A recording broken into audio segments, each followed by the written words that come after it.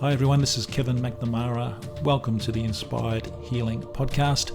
It's a place where we talk about everything from plant-based diets to meditation to good healthy relationships and everything in between. Don't forget to subscribe, and if you have any questions, please hit me up and we'll get those answered on the next podcast. Thanks for listening. Let's go inside. Hey everybody, it's Kev here and welcome to episode 12 of the Inspired Healing Podcast. Can't believe how fast the time is actually going.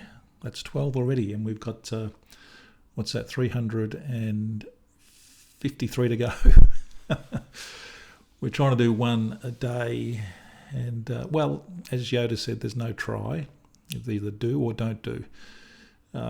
So my goal is to do that, and I'll be doing my best to get that happening. So today I want to talk to you about a little trip that we went on a couple of years ago to the Camino over in Spain. Any of you who haven't heard of the Camino, walking the Camino? It's a pilgrim's trail. Now, we didn't do the full Camino. I just want to get that out straight away. I know people who have walked the full Camino, and I will be interviewing one of them in a week or so. She actually did the whole 800 kilometres. We did around 120 in, I think it was 8 or 9 days. But the interesting part of that was the fact that 10 days out from walking the Camino, I was playing tennis with some friends in our apartment block, and just playing tennis. I happened to turn around and I went over on my ankle and I broke my foot.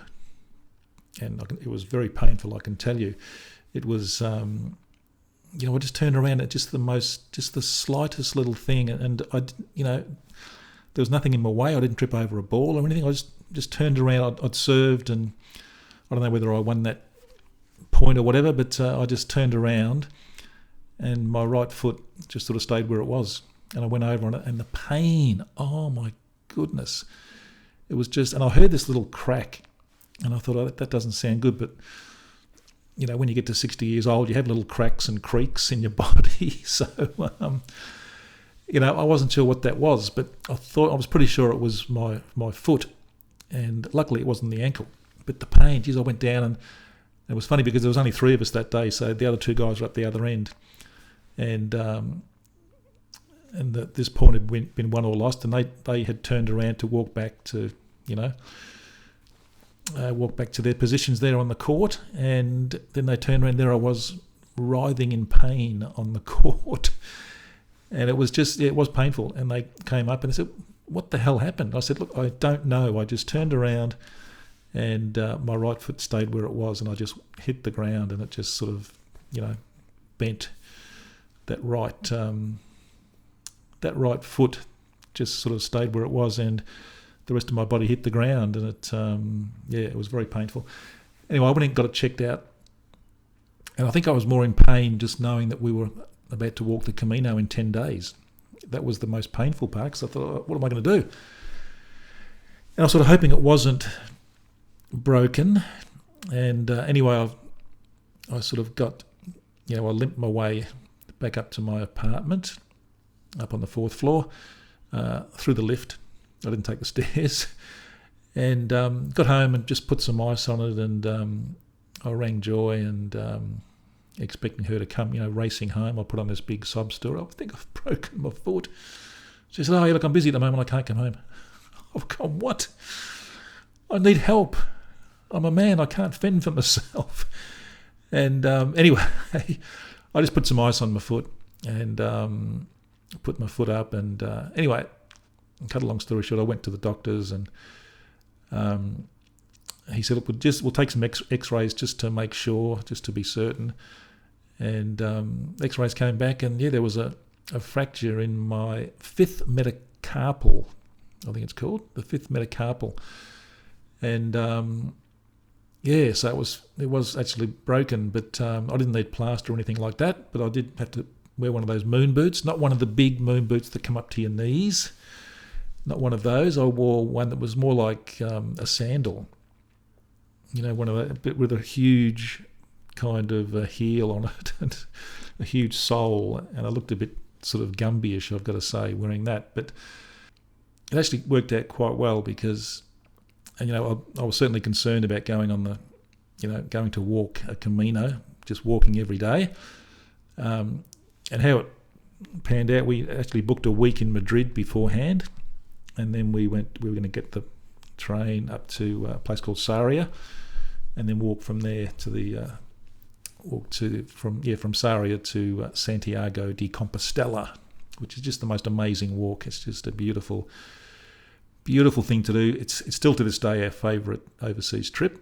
Anyway, the day came to leave, and it was really slowly improving, but I still couldn't put any pressure on it.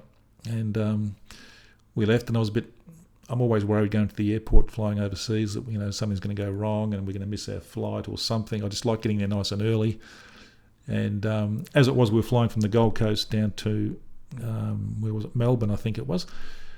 And we had about half an hour between getting off the flight at Melbourne and then getting on. It might have been 45 minutes, and then getting on this international flight with Qatar Airways. And I was really concerned about that. I thought, we're just not, if something goes wrong, or I was just stressed. And that didn't help my broken foot, by the way. Anyway, we fly to Melbourne, and we get there on time, and I have to jump on one of those cart things. I've got this sort of Gumby foot with this moon boot thing on, which actually a moon sandal, if there's such a thing. And so they cart me off in the little buggy, and then Joy races off to the check-in. And anyway, we get there, and there's no one else there. It's just us. I mean, I'm thinking, why was I worried? It just turned out beautifully. And I said to the guy, now, I've got a bit of a Gumby foot. I've got a broken foot here. And he said, yeah, all taken care of. No worries. I'm like, oh, okay, beautiful. So we go and board the plane, and we get taken upstairs in the plane. It was economy class. It wasn't business or anything like that. But they gave us the best seat on the plane. It was just amazing. So when you've got something wrong with your foot, I might even just keep doing that just to get good seats on planes. No, I'm kidding. But yeah, we had this great seat, and nothing was too much for them. Qatar Airlines, fantastic.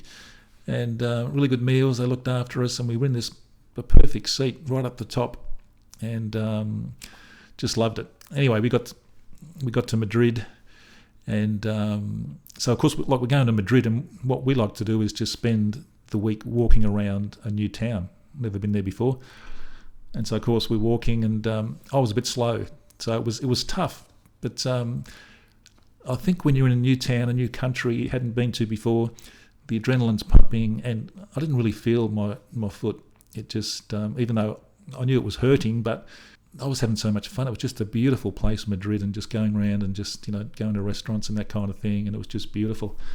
So that week went fairly quickly, and then we got the train up to from Madrid up to Sarria, and you got to Sarria, and I think just I've been looking forward to the Camino for probably close to 10 years, actually. We'd watched a movie called The Way back in about 2010. Go and watch that if you're interested in the Camino. You want to find out about it. It's Martin Sheen and his son Emilio Estevez. Just the most beautiful movie.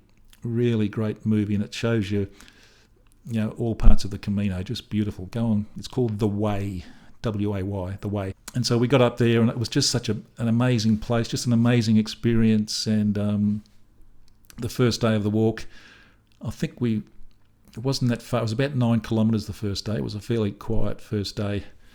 And then as the days went on, it got longer and longer. The last day was 25 kilometres. But anyway, at the end of the first day, we got to our accommodation and just stayed at some beautiful B&Bs, and just amazing. And what you do is you have a taxi, and it's all arranged. They come and pick up your heavy bags in the mornings, and they drive them to where you're staying that night, and then you just walk with a little backpack on your back. It's a great system they have over there. And we got to our accommodation on the first day, and my leg was a bit sore, I've got to say, and it was a beautiful sunny day, and just outside our where we were staying at this B&B, a really nice place, there was this, it's like a cow's drinking, the big, I can't think what they call them now. But anyway, there was water running. Like, we're talking about a really old town here where we were staying. I can't remember the name of it. One of those sort of where the cows and the horses drink from. I can't think what you call it. It's embarrassing, but there you go. Anyway, had this beautiful, really cold water running, so I just went and just sat beside it with a chair and put my foot in this freezing cold water. And it was just amazing for my foot. It just felt fantastic. And I've done cold baths anyway and cold showers for that kind of thing, and that was helping my foot as well. I was doing that while I was away. And anyway, got through the Camino, got to the last day, and we walked 25 kilometres to walk into Santiago de Compostela, and that was a tough day. It was like 25 k's is a fair kind of a walk when you've got a broken foot. And we got there, and it was like this huge relief, and it was just such a beautiful place. We were staying in a hotel that was like, it's about 1,000 years old. It was built, I think, back in the 1500s, this particular hotel, and I've forgotten the name of that as well, actually, but the Parador in Santiago de Compostela. Look it up and you'll see how old it is. Just the most beautiful old hotel. And it all sort of got to me at the end. I just thought, I've done it. And it was and then my body just gave away. It just gave in. I had to sit down. I just couldn't move. For the rest of that night, it was just, like my body just said, okay, that's it. That's enough. We're just stopping now. But it was an amazing experience. And it's amazing what you can do when you set yourself a goal. I mean, there was no way I was not going to walk the Camino. And I had people telling me, oh, Kev, look, maybe it's best just to cancel it and perhaps do it some other time. And I said, no, I'm going to do it.